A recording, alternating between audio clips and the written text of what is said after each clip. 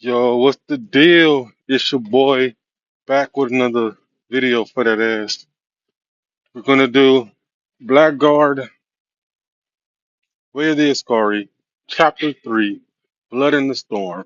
And this is one of the most pivotal chapters in the book because it gives you our villain origin, the origins of Amadi and Akachi. Now, when I originally wrote this chapter, um, I knew it was going to be long, but it's actually way longer than I expected it to be. But because there's so much packed into it, and now that I think about it, after going back, years later, I probably could have separated it into two chapters, like chapters 3 and 4. But I feel like it's fine as is. This is actually the chapter I read when I initially launched. I did like a virtual book launch for my mentor John Brantingham, rest in peace. Um, and this is the chapter I read, and I read the whole thing. Um, the audiobook is 20 minutes long, so I'm going to try to get through this as much as possible with very little breaks. So let's do it. Chapter 3, Blackguard Way the Askari, Blood in the Storm. 3. Blood in the Storm. The philosophy of Sehaka states that a person has three parts, just as there are three parts to the day. Dawn of Seku symbolizes the mind, the beginning of life. Noon symbolizes the body, the midpoint of life. And the night symbolizes the soul, the essence of life. Unknown author, 33rd day of Lumina. As we go through the book, like I said, every chapter is going to have these little epitaphs at the beginning of it, and essentially, um, they're from quotes from books within the world of the story. But eventually, with the unknown author, they are all the same person, and it does kind of clue you into who this person is by the end of the book. But they each are supposed to tie into the chapter that they're attached to, also. The night sky illuminates. And the reason why everything has say, like say cool, say hi, and all that other stuff, is because say is the main deity, and everything else after it are like her children, so they're all named after her. In a blinding flash as lightning streaked across the heavens, illuminating the dense clouds that hovered menacingly above. Rain fell like a heavy curtain, drowning out the sounds of the jungle. Amadi jumped, shivering in knee-deep sludge. His father, Akachi, stepped unfazed through the sludge, which covered his brown leather boots. Another streak of white light was followed by a crashing boom. Amadi stumbled over his own feet, desperately trying to keep up with his father's hurried steps. A wave of panic surged through his body as he realized how far he had fallen behind. They trudged through the mud and thorns, past vines and branches, but had yet to find the village. The darkness of night, coupled with the rain shrouding their every move, made every tall tree and bush become a looming figure that could have killed them at any moment. The sound of the howling wind and rustling plants was swallowed up by the snarling of famished predators searching for their next meal. So like I don't know if I mentioned this in one of the other videos. Every time I write more long form writing versus like my short stories, I like to set the scene. I like to bring you into the scene and what's going on. I really don't like, or I wouldn't say I don't like. I have a hard time starting off with my character doing this. Like some people say, "Oh, John was on his way, and the sky was blue," and I don't like really starting my chapters like that. I don't know why. I have to like set the scene first. Try to think of it like a camera, in a movie, and then the camera is zooming in from a wide perspective. The camera is kind of zooming in until we get onto the character. And that's kind of how I write my scenes. That's the best way I can explain it. So whenever you listen to the audiobook or you read the book, and I'm going on these like tangents of setting the setting or whatever, it's because that's just how I like to set things up before I even bring the character into it. Like even though I didn't mention Amadi and Kachi, the focus still is like the storm and their surroundings. Their lives were in danger with every step they took. "Hurry up, Amadi," Akachi barked as he dragged Amadi by the arm. "The cave is around here somewhere. I've had enough of this cursed rain." Akachi uttered the words in a torrent of anger, his grip on Amadi's arm tightening as he pushed forward. Amadi stumbled, his foot caught on a rock, and plunged into the mud below. "Get up!" Akachi commanded. Propelled by fear, Amadi jumped to his feet. Though the storm rendered his vision nearly useless, he did not disobey his father's directions. His gaze drifted to his hands, which were faintly marked with bruises. He flexed his fingers, wincing at the pain. He felt the warmth seeping through his skin as the soft red light of his boko radiated from his palms. His wounds closed as the pain subsided. The sudden shock of a hard slap crashed him back into the ground. Searing heat spread from the back of his neck all the way to the tips of his toes. His vision blurred and fogged over as tears welled up in his eyes and his bottom lip quivered. A scream. Have you ever been sucker punched? You know what that feels like. The whole world gets blurry, can't see, you're a little dizzy for a little bit. That's basically what just happened to Amadi. He got sucker punched. And who did he get sucker punched by? His own father. Threatened to burst from his throat, but he clamped his lips together, forcing it back down. If he were to cry, his punishment would be far worse. A fist slamming into his solar plexus, a boot connecting with his ribs, or perhaps something even more painful. "What part of don't use your boko when traveling at night? Don't you understand?" Akachi snarled. "But father, my hands," Amadi pleaded, his voice weakening with fright as the tears threatened to spill from his eyes. "But nothing, boy. You're drawing too much focus on us." Akachi yanked Amadi back up to his feet and shoved him forward, frustration clear on his face. His father's voice echoed in his ears and birthed a fear greater than the storm itself. The waves of rain battered against Amadi's skin, crashing against him like a relentless army, but father's rage and brutality drove his body forward, pushed. So I was trying to keep you in the scene as these things are happening to this character, Amadi, um, that he's experienced from his father. So it's kind of like a parallel of the father's rage and the rage of the storm, and how all of it is just kind of overwhelming Amadi and Amadi's senses. As you can see, Amadi is deathly afraid of his father, and his father is cruel to him, cruel and abusive.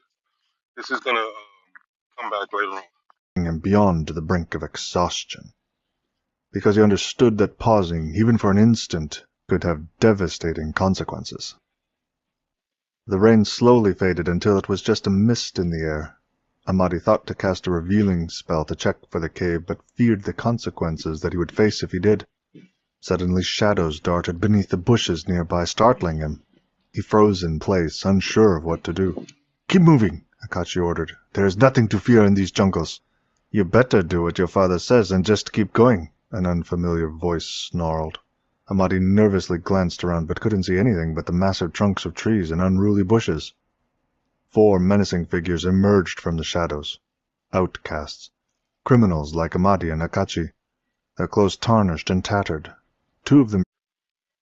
One thing I would always do in writing is I would always put then, suddenly, all of a sudden, and other like I don't know what the can't think of what the term is called, but it's basically like transitional words, right? So it's like, oh, Amadi couldn't see anything. Then all of a sudden, or suddenly, such and such appeared. And I don't know why. I had so many of those in my writing and I had to remove them. So if it feels like, oh, he couldn't see anything and then these 4 people appears. No, I just removed those transitional words because even though it may help the eyes flow better over the page, they're essentially invisible when you're reading them anyway. So I just got rid of them and just went straight to the point. Brandished swords, while another had an arrow drawn and pointed at Akachi. The last man was a blackguard with fiery orange boko seeping Oh, through it's his a blue jay right fingers. there. Amadi shivered beside his father as the menacing outcasts closed in on them, their eyes full of ill intent. "Surrender your gold, food, and anything of worth, or I'll run you through myself," the blackguard demanded. Akachi laughed. "I would sooner perish than let you have my coin," Akachi said with a haughty air. His words were confident and unwavering. Sinister smiles crept across their faces as they encroached on Amadi and Akachi. "We can certainly arrange your death," the swordsman said, greed gleaming from his eyes. Amadi clung to his father's back, trembling uncontrollably. These men were terrifying. The scars on their faces and the tatters of their clothing revealed a lifetime of suffering. We're getting the difference between the outcasts. We have Amadi and Akachi, who are outcasts simply because they use Boko outside of their Askari system. And then we have these other outcasts who are full-fledged criminals willing to kill them for their gold. expressions were cold and unyielding, like a pack of hyenas that had just spotted two helpless gazelles. But Akachi was no gazelle. He was a lion. A faint crimson surged from Akachi's fingertips as he cupped them into the murky ground. And we see that Akachi don't give a fuck. You know, that's one thing. He does not care about these outcasts whatsoever. Only thing he cares about is what he cares about. "What do we have here, boys?" one of them sneered. "Looks like we've found ourselves a blackguard." The outcast Blackguard nodded smugly. "No matter. We'll fillet his corpse just like the others." And you see, like, Akachi is a blackguard, Amadi is a blackguard, but then those other outcasts who are trying to jump him, they have a blackguard. So their blackguard's like, it don't matter. We gonna handle this and keep it pushing like everybody else we done handle. So they're a little cocky. Akachi reached his hand into the dark mud, his brows furrowed in concentration. A sludge of dirt, branches, and undergrowth took shape in his hand. His fingers closed on a thick, rough-hewn piece of wood about 6 inches. As he pulled it up from the mud, a lash measuring nearly 6 feet sprouted from the wooden handle. Across its length, embedded pieces of metal, shards of glass, and rust-covered nails protruded from it. An arrow sailed through the air towards Akachi. He deflected it with his boko as a burst of red energy sent the arrow careening away. The two swordsmen charged, their blades slicing and stabbing through the air. Akachi shoved Amadi to the ground as he ducked away from the amateurish attack of the outcast. With one quick snap of the whip, it became entangled tightly around the blade of one swordsman. Akachi yanked the sword from the outcast's grip, and it lodged with a sickening thud deep in the other swordsman's chest. I thought that was vicious. When I created this scene, um, mind you, this is one of the scenes that I created before I even had an idea of what the story is going to be. I just had this scene of a father and son being ambushed in the forest. And so him taking the whip, grabbing the sword from the other guy, and then flinging the sword with the whip into the other guy's chest. I just always thought that was a dope scene. The man cried out in pain before he slumped to the ground, dead. Akachi fired a red blast from his palm as fast as lightning into the other swordsman that slammed him backwards into a nearby tree. Amadi scurried away, cowering behind a measly shrubbery as an arrow zipped past him. The outcast Blackguard unleashed a blast of orange boko. Akachi effortlessly deflected it with a surge of his own as the two energies collided in an explosion. With a wave of his hand, Akachi summoned an army of swords blazing with red boko. Akachi's signature attack. Throughout the whole book, this is the number one attack that he uses. The summoned weapons attack. Now, there's two type of weapon conjuring spells within the Blackguard realm. The first is conjuring a weapon out of matter or out of boko. These are weapons that you have to hold. You can conjure axes, swords, shields, arrows. Not arrows, but anything that's physical. You can conjure from the matter around you or in the air to like be a physical weapon. Let's say there's like dirt and stones around. You can make a physical weapon out of that, or you can just mold your boku into a weapon, or you can do what Akachi does, which is the summon weapon spells, which summons a plethora of weapons around you, pretty much, and then those weapons will fly off at your direction and go attack whoever. You know, it's quick, but it's not as precise because you have to aim it. But other than that, it's a very vicious spell. You'll see Akachi uses it with precision. 20 blades of varying length and shape floated above like liquid fire. With a clenched fist, he commanded the blades down like a hailstorm. They sliced into the outcast's body from all directions. The man screamed as each one sliced into his flesh. Blood erupted from the wounds. He dropped to the ground dead, a lifeless heap of decaying flesh. "You'll suffer for that!" the archer outcast shouted, as the arrow he released flew past Akachi's face in a blur. Only the swordless swordsman and the archer remained. The archer let loose another arrow, aiming it at Amadi this time. Akachi spun round and stretched out his hand, catching the arrow in midair with red boko. He then hurled it back at the archer. The archer attempted to duck out of its way, but the arrow stabbed into his shoulder. Akachi let out a loud shriek that made Amadi jump in surprise at the unexpected outburst from his father. The swordsman had pulled a hidden dagger and mercilessly plunged it into Akachi's ribcage. Undaunted, Akachi placed 2 fingers together and unleashed a raging scarlet beam of boko searing straight through the outcast's skull. And during this fight, we see most of the spells. You saw a blasting spell. You see him use the conjure weapon spell because that's how he summons the whip. You see him use the summon weapon spells with the blades of liquid fire, that he made slice this dude up. And then right now you see the beam spell. He just fucking blew this dude's brains out. Blood and brain matter sprayed in all directions as chunks of bone and flesh scattered, leaving a nauseating trail of carnage on the ground. Akachi cupped his hand around his wound, allowing his boko to seep in and mend it. He focused his attention on the archer outcast. The man gasped when he realized Akachi was coming in his direction. He pulled an arrow from over his shoulder and knocked it onto his bowstring, but with a swift snap of the whip, the bow was knocked from his hands. He then reached to draw a small blade, but another snap of the whip knocked it from his grip.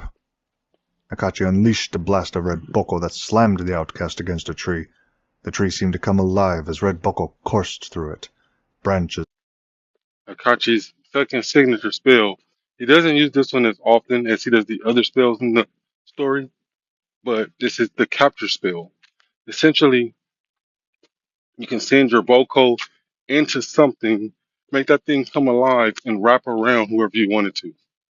And vines enveloped the outcast, imprisoning him. Despite his desperate thrashing, the more he strained with all his might to break free, the tighter the binds became, further entrapping him in relentless woody coils. Akachi released his whip, letting it fall and dissolve into the murky soil beneath his feet. He stepped right up to the outcast and stared him down. He spat out the words like venom. "Your friends are dead, outcast." The maliciousness in his voice radiated like a cold Sefo night. The outcast's face contorted in rage as he spat in Akachi's face. "You expect me to beg for my life, Blackguard?" He thrashed about, trying to break free from the vines that wound round his neck, waist, wrist, and ankles. He was completely immobilized. Akachi smirked as he wiped away the spittle. "No use begging," he said. "It isn't going to do you any good." This is another one of those moments where I feel like the vocal performance doesn't match the scene. It's only so much you can do, and he does do a good job throughout the whole book. But I feel like those lines could have been said better. "Son, come." Amadi cowered behind some shrubs, terror in his heart. He wanted to fight, to prove himself a man, but he didn't want to die. His father's eyes pierced him with a gaze that seemed to freeze his soul. Amadi slowly stood up, his body tense with fear. "Now, boy!" In an instant, Amadi was up and hurried to join his father. He stared in shock as his father handed him the dagger. It was the dagger that had tasted his father's flesh, its blade still tainted with his father's blood. He felt the weight of it as Akachi placed it in his hands and moved him in front of the captive outcast. Amadi was horrified. His heart raced with terror and conflicted emotions. Part of him wanted to avenge his father, but another part of him couldn't bring himself to take a life. He trembled as he held the weapon, unsure if he had the strength to do what needed to be done. "Kill him," Akachi demanded. Amadi locked gazes with the outcast. The man seemed to be ready to die, with an expression devoid of any emotions. "I can't," Amadi whispered, finding it difficult to utter the words. "Outcasts like him would take your life without a moment's hesitation. They would murder you with the same ease as they would slaughter a fawn. These outcasts would have dismembered you, these monsters. They would have gutted and skinned you alive and then left your body to rot with the maggots had I not been here. You dare show him mercy!" Another thing, like I like it, but at the same time I don't like it. Like it's strong. Don't get me wrong, but there's just certain ways, like when it comes to like voice, not inflection, but more of like the pauses. You know what I'm saying, the enunciation that could have just been done better. And I don't know if he was rushing or maybe he just did one take and then didn't listen to it again and was just satisfied with what he did. But either or, I'm overall satisfied. It's just a nitpick. She yelled. Father, I... Amadi's words stuttered in the air, hanging helplessly in the face of his father's seething fury. Nothing he could say would alleviate his father's wrath. Amadi felt an unnatural heat as he looked down to see a red energy swirling round his hands like a flame consuming them. The dagger felt heavy, like another controlled it. He glanced towards his father, whose eyes were filled with hatred. Amadi tried to fight it, tried to push back, tried to take control of his limbs, but it was no use. His arms moved of their own volition as they raised the blade towards the outcast's abdomen. The blade dug deep into the outcast's chest. Never show your enemies mercy, boy. Akachi's voice was as cold as the steel. The outcast's face contorted in agony as Akachi's boko gripped Amadi's hands and forced him to twist the blade and slice upwards, cutting through skin and muscle until a thick gush of blood splattered onto Amadi. Blood and gore spilled onto his face and clothes. He stood there in a frozen state of shock, the metallic scent filling the air and the warmth of life slowly seeping away from him. Unable to comprehend the horrifying scene before him, Amadi remained silent. "Let's go," Akachi. Now, this is a pivotal moment for Amadi as a character. You see why in a few moments.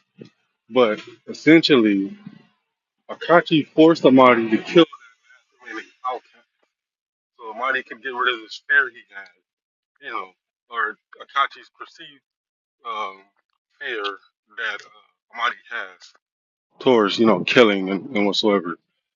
Akachi wants Amadi to be strong. He wants him to show strength, but Amadi is always cowering and hiding. And it even got, Akachi stabbed. We see that when he went to grab the arrow that was headed to Amadi, Akachi grabbed it, but he ended up getting stabbed. So that's their dynamic. Said, "We have a cave to find." Amadi trailed after him as the rain poured down again. The sky had grown darker and the storm worse by the time they reached the cave, but despite the fear it should have evoked, Amadi felt immune to the danger. The thunder roared above, around them, and the rain lashed against their faces. His thoughts were consumed by the twisted face of that outcast he killed. He trudged through the mud as rain dripped off his brow, stinging his eyes and running down his face, mingling with the man's blood that clung to his skin. If any Askari crossed his path, they would recognize him as an outcast immediately. Amadi, like his father, cast a revealing spell to see inside the dark cave. Revealing spell.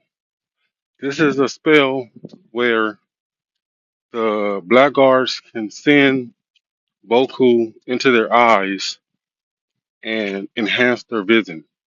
They can see further, they can perceive things faster, and they can see through things. It's a truly unique spell.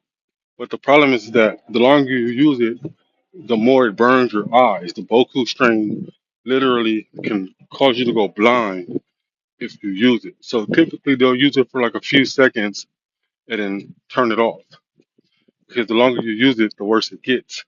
But over time, the more you do use the spell, the more the less strain it takes on your eyes. Like, if you keep using it over and over again, then I guess your eyes do get stronger and become more immune to the effects. But it's still never going to be like completely, oh, I can just use this spell, no problem, nothing ever happened to me. Even the strongest blackguards have to restrain from overusing this spell. Boko stung his eyes as it illuminated his path as if the walls were lined with lanterns. He saw bones scattered everywhere, and footprints of both humans and animals covered the floor. There were no bats or other creatures that thrive in darkness, only a few scurrying insects. At the end of the cave was a man-made fire pit made of rocks, coil, and twigs. Akachi shot a blast of boko at the wood, setting it alight in an instant. The cave lit up, so they both dropped their revealing spells. Amadi stepped closer to the flames and spread his hands out, letting the warmth thaw his chilled skin. There was still blood caked on his palms. A howl of terror escaped Amadi's lips as he felt something violently whack his back. He spun around to find his father's face twisted in anger as he brandished that deadly whip in his hand. Amadi raised his arms to protect himself, but it was too late. The whip cascaded through the air and landed viciously on his chest, the stinging pain unbearable. He gasped, then let out a blood-curdling scream as tears coursed down his face. "Father!" he screamed desperately, but only the whip responded with a loud crack, tearing through his shoulder. "You spineless filth!" Kachi's voice trembled with rage. Spittle flew from his lips as he advanced towards his son. "Your existence has cost me more suffering than I can bear. Your very birth took your mother from me, and now your cowardice almost cost me my life." Now we see. We see where Kachi's angers come from. His anger comes from the fact that when Amadi was born, it cost him his spouse. Essentially, she died giving birth. I don't go into detail about it. We never ever mention her ever again because from the rest of the book, it's from Amadi's perspective. But that essentially is the origin of Akachi's anger. But this story is Amadi's story. Another crack of the whip lashed Amadi's back, its barbs tearing through his flesh like a ravenous beast. His body jolted in pain as his exposed skin bled profusely. "You worthless coward! I have taught you how to fight and protect yourself, yet you cower in fear. You're nothing but a weak and feeble being." Amadi flinched as the whip snapped against his face. A burning agony sliced through his right cheek and eye. He cried out in agony. "Father, forgive me!" Amadi shrieked as he desperately tried to flee. The thick leather whip curled around Amadi's ankles like a snake. With a tug, he was pulled back. Akachi placed one foot on Amadi's chest to keep him still. A writing mistake. I noticed. At one point, when Amadi was hit with the whip, he fell to the ground. And then that's when he tried to get away. Akachi whips his leg and brings him back. Then he steps on his chest. But I forgot to mention in there that Amadi had hit the floor, had fell down. So it is a little jarring, but you can still follow along and understand. That's a mistake on my part. Red boko glinted off Akachi's raised hand into the whip. It transformed into a branding iron. He then thrust the branding iron into the fire, its red-hot tip glowing with the heat. Akachi held the branding iron over Amadi, who felt its searing heat against his skin. "You are a disappointment and a disgrace, but I will remove all weakness from you." Akachi jammed the branding iron into Amadi's flesh, causing a high-pitched shriek to erupt from Amadi's throat. Akachi then dismissed the branding iron and pounded Amadi with fast, repeated blows. Amadi desperately tried to reach that familiar destination, the haven he would use to soothe the mental and physical wounds from his father's abuse. He had gone there to escape his father's violence, to find peace. But this time something felt different, and he could not escape. Something had changed inside of him. Not anger, not sadness, not even hatred, but a deep void of emptiness where all his emotions had gone. He was still in pain from his father's attack, yet even that pain was slowly fading away. "You will learn today, boy," Akachi threatened, "or die." "No!" Amadi screamed. A tidal wave of white-hot fury erupted from within Amadi, crashing into Akachi like a thunderbolt, smashing him against the wall with a violent thud. Blood exploded on impact and splattered, painting the wall a deep crimson as Akachi's lifeless body slumped to the ground. This is the most pivotal moment in the book because this shapes the rest of the events from Amadi's perspective. Amadi's body ached, and after some time he pushed himself up off the ground. And also, this is a character that I had written before I even had an idea of what this story was going to be. So to put this character into this story and to make it work how I did, I'm pretty proud of myself. I got to keep it 100 with you. But yeah, this is the most pivotal moment in the book because this literally shapes the events. Amadi causing his mother's death, which causes his father to be abusive to him, which in turn causes him, like he did right now, to lash out and attack his father. You see, he went to this place, this void, this nothingness. and you'll see why. He tried to open his right eye, but the pain was too great. As the tears trickled down his face, he could hardly lift his arms and staggered over to the fire. The flames were now burning low. He felt too weak and exhausted to move. His eyes drifted around the cave, his gaze following the smoke until it settled on a massive blood stain on the wall. His heart sank as he noticed a body slumped on the ground, and he felt a wave of anguish wash over him. He couldn't believe his eyes. Now, all of this was a reaction, right? When he said, "Father, no," and then the white light comes out of him, hits Akachi. Akachi slams into the wall and falls to the ground. Amadi didn't realize he did this. So him seeing his father's body on the floor is actually like a few moments later. I hope that came across in the writing because that's how I at least tried to describe it. He was too afraid to speak, his voice just a whisper, as tears streamed down his face.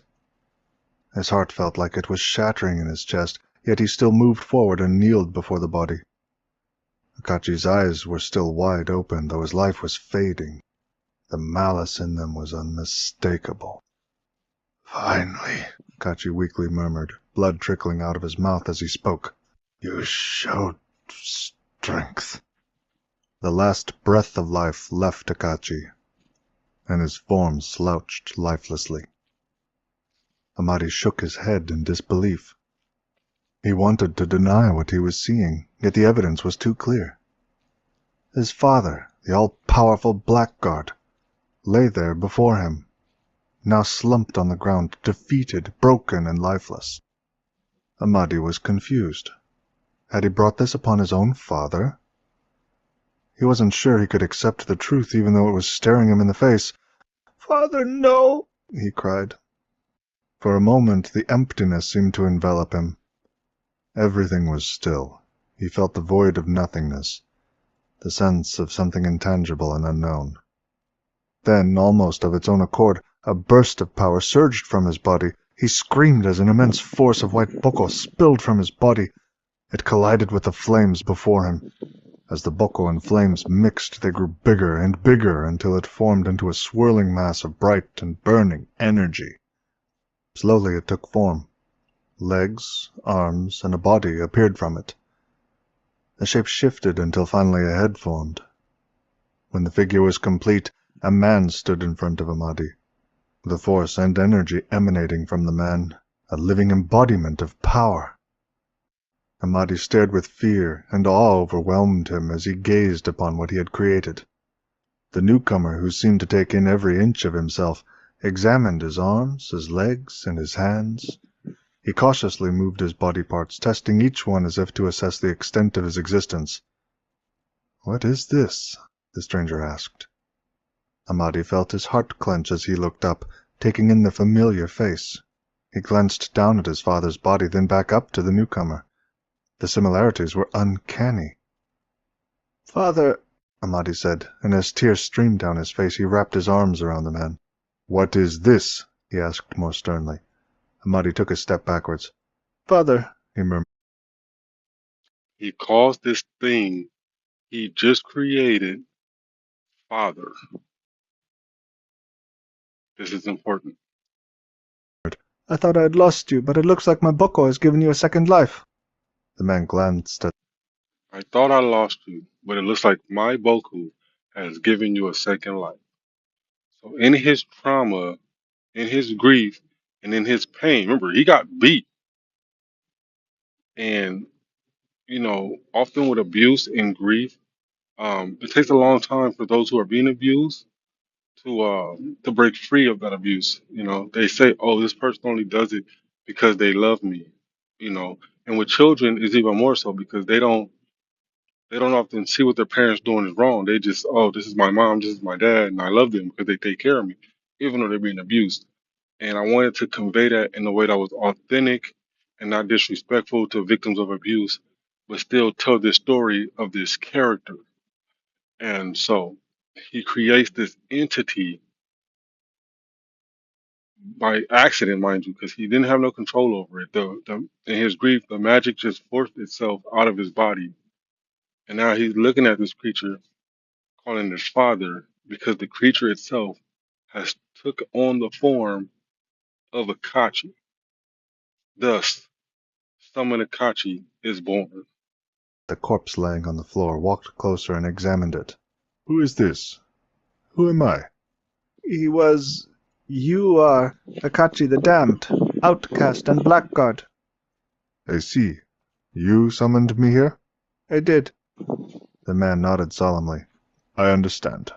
The man reached out with all his might to invoke his boko, but instead of a powerful red aura engulfing his hands, his spirit dissipated. You lack the strength to hold my form in this world, my son, he said.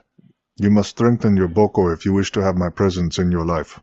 Amadi's eyes widened. His father had just faded into a white cloud, removed from existence after being summoned. He wanted to know more, to understand how this summoned Akachi could become his own father, but daring to hope that this new version of his father would be better than the last. He asked quietly, How, father? His father's voice, still deep and powerful, replied, Get rest, son. Tomorrow we hunt Blackguard. Amadi curled up next to the dwindling fire, and despite his fears and pain, he felt a sense of longing. He vowed, no matter what it took, that he would become even stronger to spend more time with his new father. A father made in his own image, even if it meant killing. And that's the thing.